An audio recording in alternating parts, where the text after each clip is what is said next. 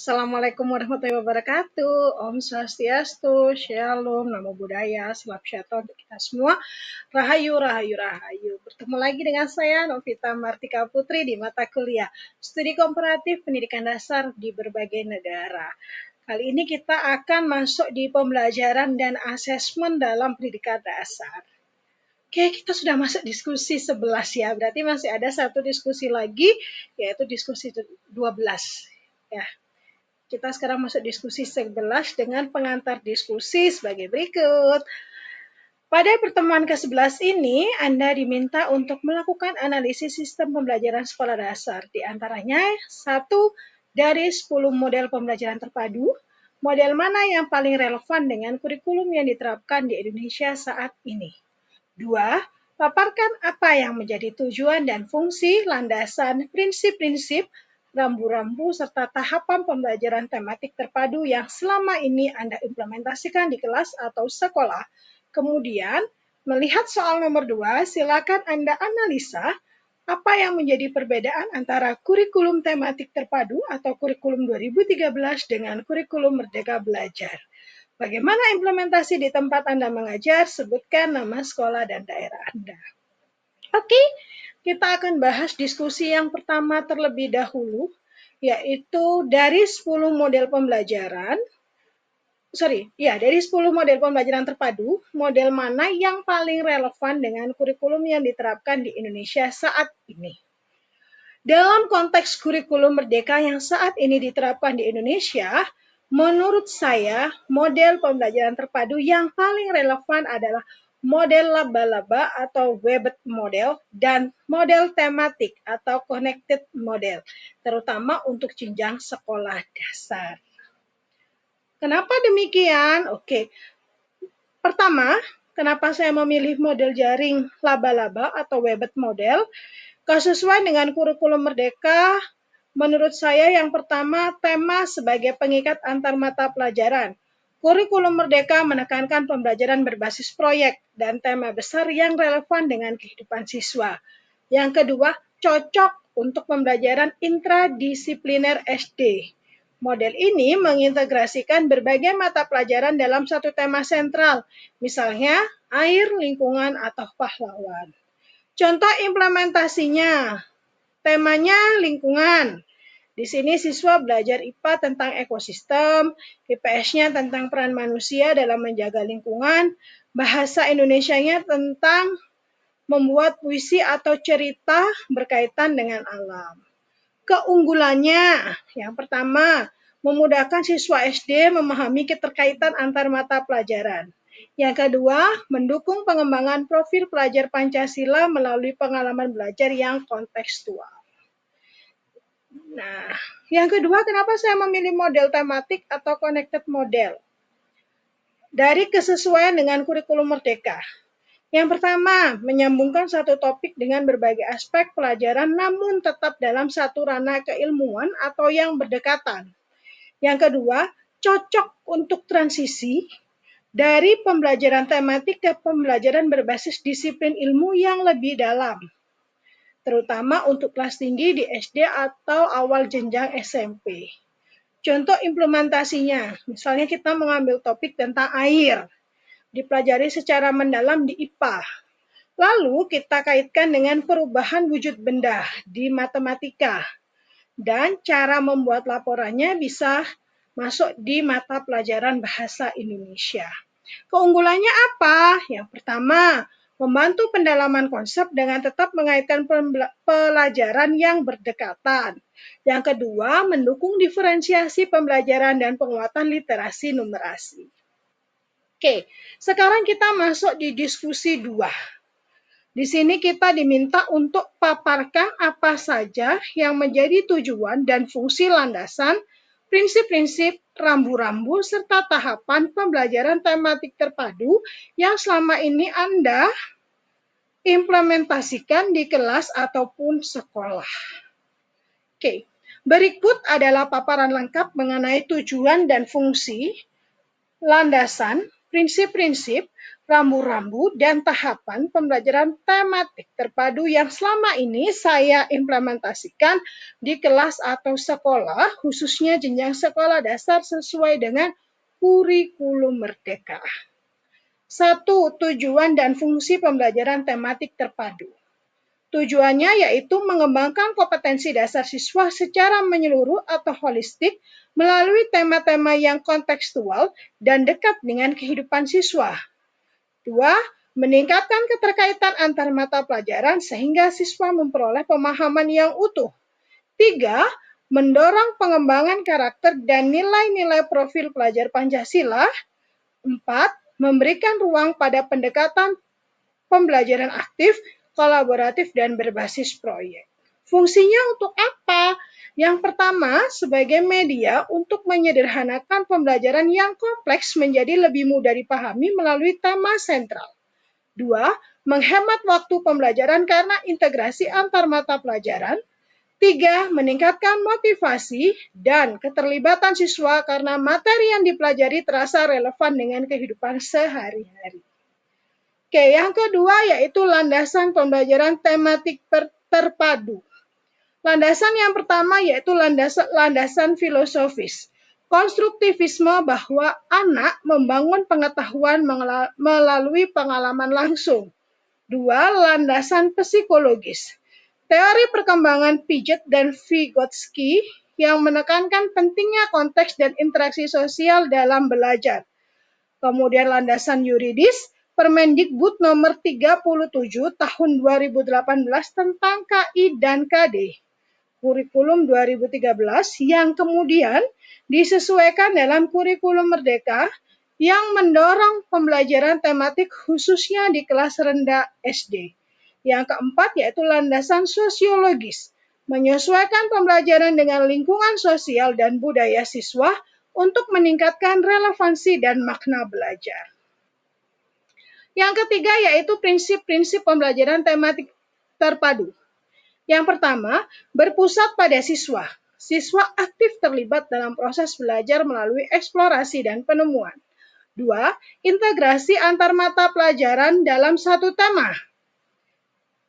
Menghubungkan KD atau elemen dari berbagai mata pelajaran dalam satu tema. Kemudian kontekstual. Tema dan kegiatan pembelajaran berkaitan dengan kehidupan nyata siswa. 4. Fleksibel. Guru dapat menyesuaikan topik dan metode sesuai dengan kebutuhan dan karakteristik siswa. 5. Berkesinambungan. Pembelajaran dibangun dari pengetahuan awal siswa dan berkembang secara bertahap. 6. Bermakna. Siswa memahami manfaat dan relevansi materi yang dipelajari. Oke, sekarang yang keempat yaitu rambu-rambu pelaksanaan pembelajaran tematik terpadu. Yang pertama, tema harus bersifat umum dan mampu mengintegrasikan berbagai muatan pelajaran. 2. Kegiatan pembelajaran harus memungkinkan pengembangan kompetensi literasi, numerasi, dan karakter. 3. Guru harus melakukan perencanaan bersama atau kolaboratif antar guru kelas atau mata pelajaran. 4. Penilaian harus bersifat autentik dan holistik, mencakup aspek sikap, pengetahuan, dan keterampilan. 5. Pemanfaatan sumber belajar harus variatif dan mendukung keterlibatan siswa.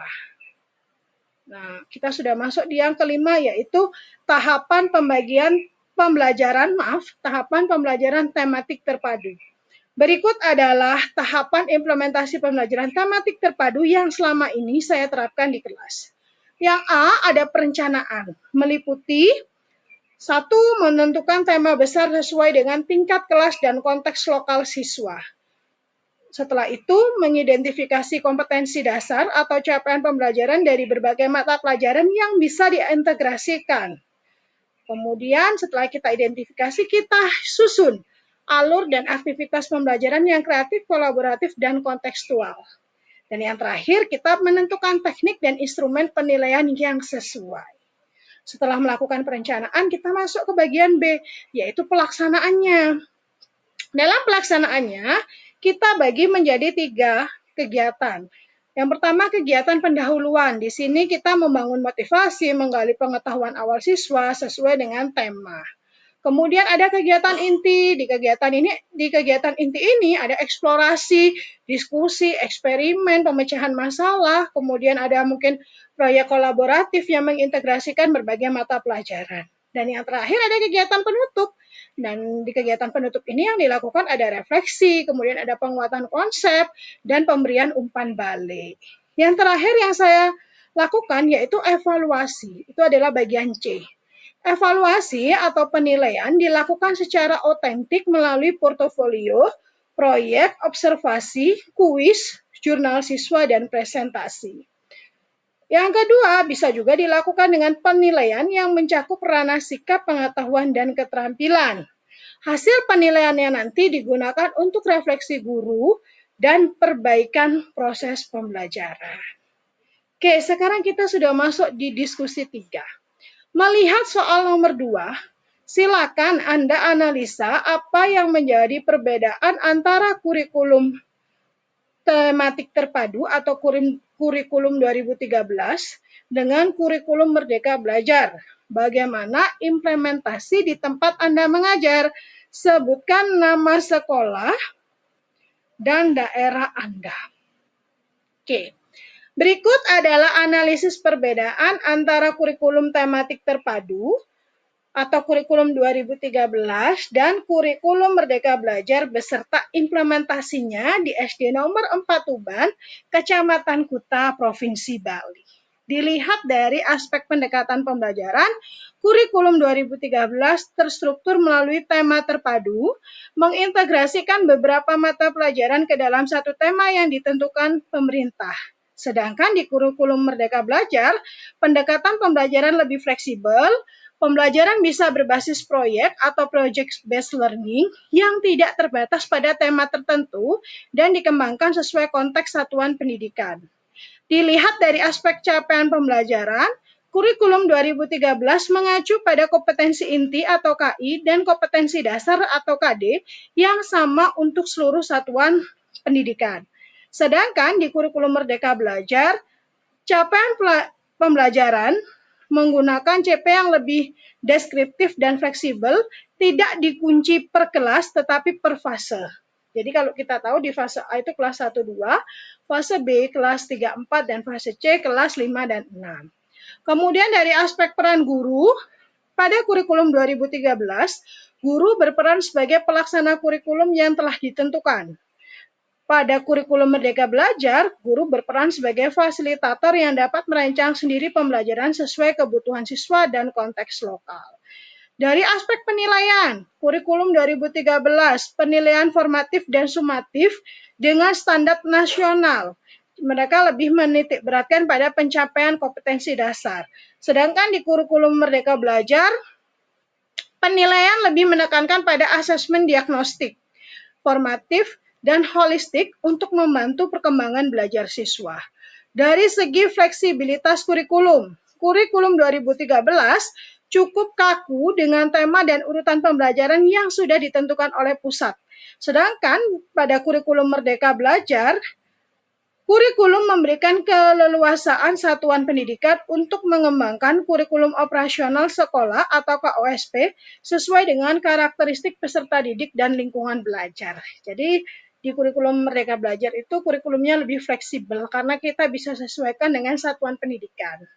Kemudian yang terakhir, profil pelajar Pancasila. Kalau di kurikulum 2013, nilai-nilai karakter sudah diperkenalkan tapi belum terintegrasi secara eksplisit. Namun di kurikulum Merdeka Belajar, profil pelajar Pancasila menjadi orientasi utama dalam pembelajaran termasuk dalam proyek penguatan karakter. Oke. Implementasi kurikulum Merdeka di SD nomor 4 Tuban, Kuta, Bali. Kondisi dan penerapannya saat ini, di SD nomor 4 Tuban saat ini telah mengimplementasikan kurikulum Merdeka secara bertahap. Kedua, guru diberikan pelatihan untuk menyusun capaian pembelajaran, modul ajar, serta kegiatan proyek berbasis profil pelajar Pancasila.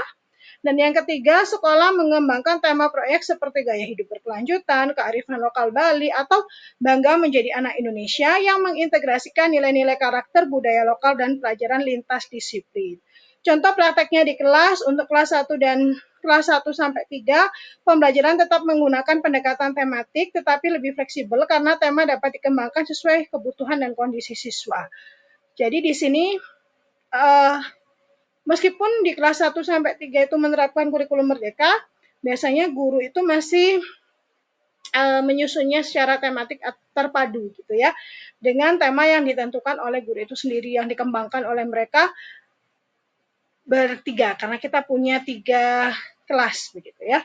Untuk kelas 4 sampai 6 kita sudah mulai menerapkan pembelajaran berbasis proyek seperti membuat poster, pelestarian lingkungan, pameran budaya lokal atau video literasi.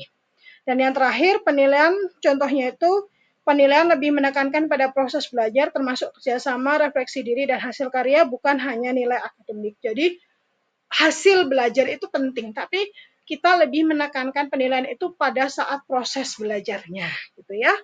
Dampak positifnya, siswa terlihat lebih antusias dan aktif dalam belajar. Yang kedua, guru lebih kreatif dan kolaboratif dalam menyusun perangkat ajar. Dan yang terakhir, pembelajaran menjadi lebih bermakna dan kontekstual sesuai dengan kehidupan nyata siswa di wilayah Kuta yang memiliki kekayaan budaya dan pariwisata. Oke, kesimpulannya, kurikulum Merdeka Belajar memberikan ruang kebebasan dan kreativitas yang lebih luas dibandingkan kurikulum 2013 yang cenderung terstruktur kaku. Di SD nomor 4 Tuban, Kute, implementasi kurikulum Merdeka mulai menunjukkan dampak positif dalam mengembangkan pembelajaran yang kontekstual, berakar pada budaya lokal dan selaras dengan kebutuhan siswa. Oke, terima kasih sudah mendengarkan paparan diskusi saya, pemikiran saya, pendapat saya. Saya membuka pintu lebar-lebar untuk kita berdiskusi demi pendidikan Indonesia yang lebih baik. Akhir kata, wassalamualaikum warahmatullahi wabarakatuh. Om Santi Santi Santi Om. Dadah.